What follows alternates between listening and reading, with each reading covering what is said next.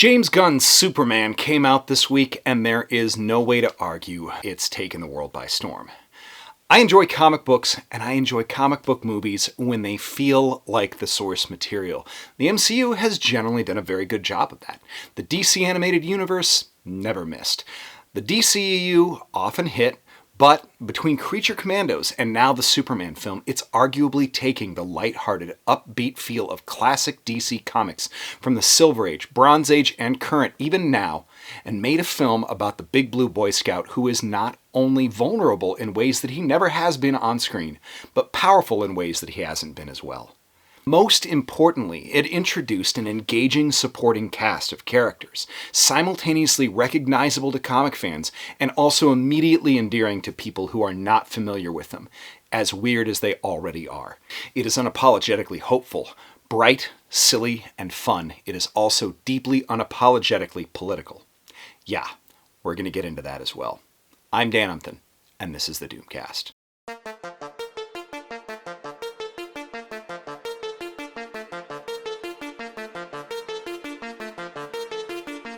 Alright, first off, do me a favor, hit subscribe and the bell. I make about one of these videos a week. They are all great, so please don't miss even one. Despite the gear, I'm actually not that big of a Superman fan. Superman was always, as he probably might have been to you, a character that I felt was largely irrelevant in the modern day. Some guy that can't be hurt or harmed by anything and goes around stopping bullets and pulling kittens out of trees. And as I got older and the world got arguably darker and worse, the idea of a perfectly all-powerful, yet perfectly moral, perfectly compassionate, perfectly ethical being that's there to rescue kittens out of trees just as much as he's there to stop wars is very compelling now.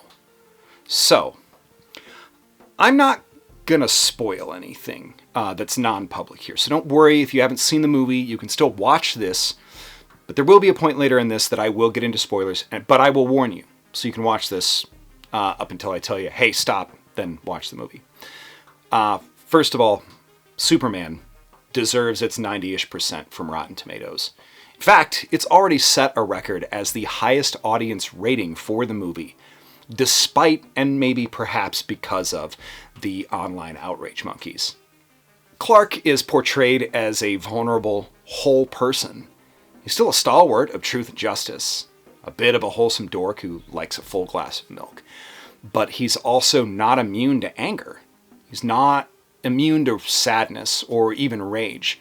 But even in that, he's capable of controlling himself and knows his own strength and exactly how to use it and to what effect. And that's impressive. His own origin and backstory are well known enough that they don't really end up getting rehashed, but are used to develop him as a character rather than mere exposition. We've already all seen the loving parents, doomed planet, kindly couple. We don't need to see it again, but we do get a lot of the kindly couple. The supporting cast are incredible and vivid. Lois Lane is a straight-up threat.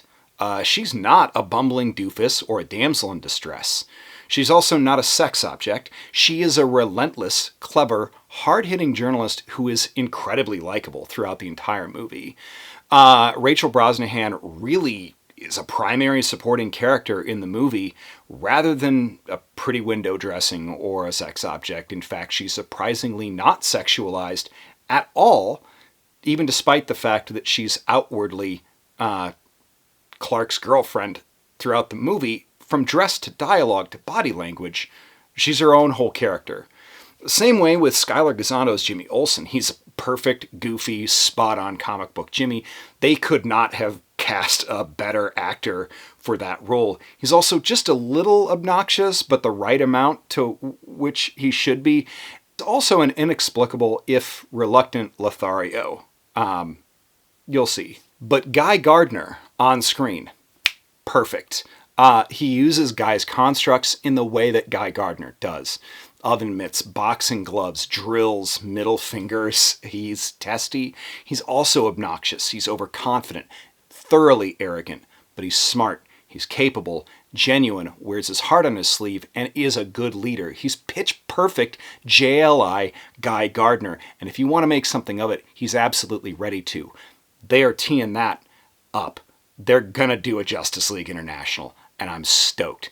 Isabella Merced's Hawkgirl doesn't get enough screen time or character development or backstory. That's maybe my only complaint of the movie. She's the only character that I'm slightly disappointed in the way that they fleshed her out, but she does have a couple of good, cool moments. Looks and acting-wise, she's perfect. We just didn't get enough of her, in my opinion.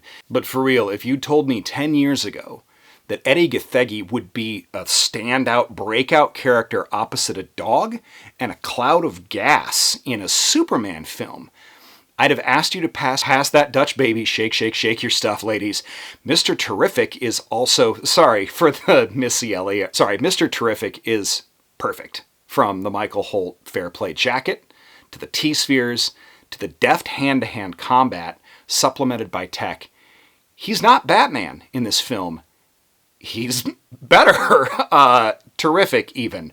I was astonished by how well they used him in this movie.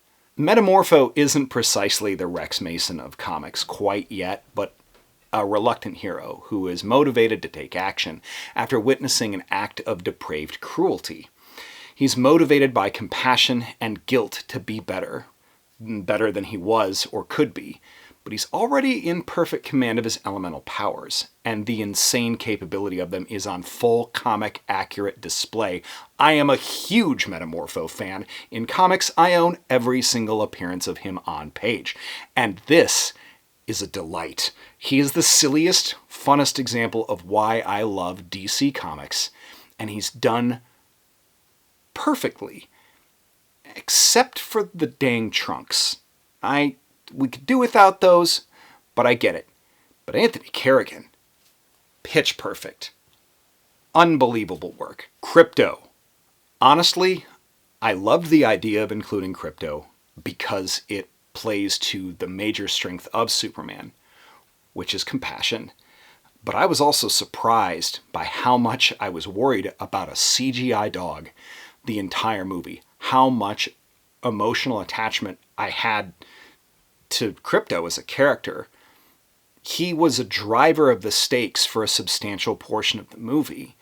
I was genuinely concerned for him, but also in love with the guy from the trailer at the outset. He was essential to the plot and also gave everyone a reason to understand why you don't cross somebody's dog, and also why that dog may cross you.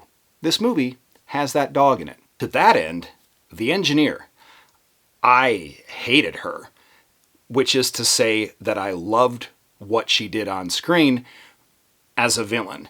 Right away, she did something that really upset me, like actually pissed me off, and I didn't think movie characters could still really do that to me as an adult. But anyway, her powers, however, are spot on. Although I don't love the look because she's kind of like Grey Mystique with tight twists, but she is pretty awesome in terms of the use of her tech powers, and they are clearly planning a Stormwatch movie also. There's almost no way they don't do that. You wouldn't have put the engineer in there where, like, Natasha Irons would have done, or, you know, I don't know, Mercy Graves. They could have made her Mercy Graves. All right, speaking of Mercy Graves, Lex. Wow. Nicholas Holt's Lex Luthor is unquestionably the best on-screen Lex Luthor in live action. There's no argument there. The best Lex Luthor since Clancy Brown in the DCAU period. He is All-Star Superman Lex to a T. Brilliant, craven, conniving, pontificating, monologuing, truly morally depraved. He is exactly what I predicted he was going to be in a previous video. The polar opposite of Superman in every way. He's also clearly based on Elon Musk and Jeff Bezos. Look for some of the dialogue points and body language. There are subtle nods to it in a couple of different places, but you'll hear it and you'll recognize it. It's smart. Steve Lombard, Cat Grant, Perry White, don't get a whole ton of screen time, but they are exactly who they are in comics, and I'm impressed. Eve is also a great character, pivotal to the film overall. It's surprising how much I liked every character that had screen time. Okay, it's now spoiler time. So if you'd like, go ahead, stop watching and watch Superman and then come back to this video. First of all, this movie set up a bunch of dominoes. If we're talking about the obvious next steps for a film universe, there are a half dozen directions that I'm positive that they are going, of things that they have announced and that they definitely haven't announced, but they're absolutely going to do. One is the obvious Justice League setting up the Hall of Justice with the Cleveland station that actually inspired the design of the Hall of Justice in the first place as the setting. That's amazing. Lois's plates in that scene put Metropolis in Delaware and changed the state motto to Veritas et Justitia, which is truth and justice. Also, you get to see 4 characters who it took me a while to figure out, why did you include Guy Gardner, Hawkgirl, Mr. Terrific, and Metamorpho in a Superman movie? But they're top lieutenants or leaders in at least 3 major DC teams. Terrific and Hawkgirl of Justice Society, or Justice League, DCAU for Hawkgirl. Guy Gardner of Justice League International in comics, and Metamorpho of The Outsiders. As well as, of course, the Engineer being part of Planet Watch, which is a clear precursor to Stormwatch. And, of course, Maxwell Lord is Sean Gunn. Of course. And I can't wait for Wonder Woman to snap his freaking neck. Moreover, speaking of billionaires, in universe, the Stag Industries building, the prominent placement of the Stag name, and the presence of Rex, Sapphire, and Joey of all things in the movie tell me that they are absolutely going to do a standalone Metamorpho project. That may be a movie, that might be a show. It'd be great if it was animated. I don't care. You're going to put more Metamorpho on screen, I'm all for it. They're stupid also if they don't do a Mr. Terrific show or movie. And also, it's already rumored that they're going to do a Jimmy Olsen TV show as well. I'm here for it. Let's talk about Ultraman and the L's for a second. First off, Ultraman looks like, in his Ultraman costume, that he's Doomsday in the containment suit, right? Like the when he gets sent to Earth originally. And that's what I thought they were going to reveal, is that it's some hybrid Doomsday, and it wasn't. But now, given that he's a dumber Superman thrown into the Pocket Universe's black hole, that's going to be Bizarro, right? They're going to make him Bizarro. 100%. The Raptors, the Hammer of Baravia, that tech's going to get commandeered. That's going to end up becoming Lex Luthor Warsuit, 100%. I'm sorry, I'm stoked here. Also, hang on, the cameo, Kara Zor-El, played by Millie Alcock, for a few seconds, was incredible, and I didn't expect it. She's perfect, no notes. Also, I love the Melissa Benoist Supergirl show, but the fact that they teed up perfectly the exact starting point of Supergirl Woman of Tomorrow in comics listen, if you haven't read the Tom King Bilquis Evely Supergirl Woman of Tomorrow, it is a seminal graphic novel. You are doing yourself a disservice not reading that in advance. It is moving in a way that few other graphic novels are. Anyway, so this movie explained why Krypto is with Clark, also why Kara goes to other planets to party, and how Krypto may end up getting injured on a planet with a red sun. I don't fanboy like this in reviews, but they did an incredible job of this, because Supergirl is Woman of Tomorrow is one of my favorite DC stories in ages. The tubes that Lex sets up, those are boom tubes. They're freaking boom tubes, and that's how they're going to accidentally open a door to the fourth world at some point and bring in the new gods. It's happening. The age of DC film that's truly DC has come. As a guy who has been waiting for DC media to be like DC Comics and DC Animation for 3 decades, this movie is a dream come true. And it doesn't mean that I'm suddenly against the MCU, or now I'm Team DC, I don't like Marvel anymore, I never liked the Snyderverse or anything. That's not how things work. It's not a sports team. I can like all of it. I enjoyed Man of Steel. I liked Henry Cavill's Superman. I love the MCU. I'm watching Ironheart right now. It's all pretty good. I mean, DC just deserved a win for being DC.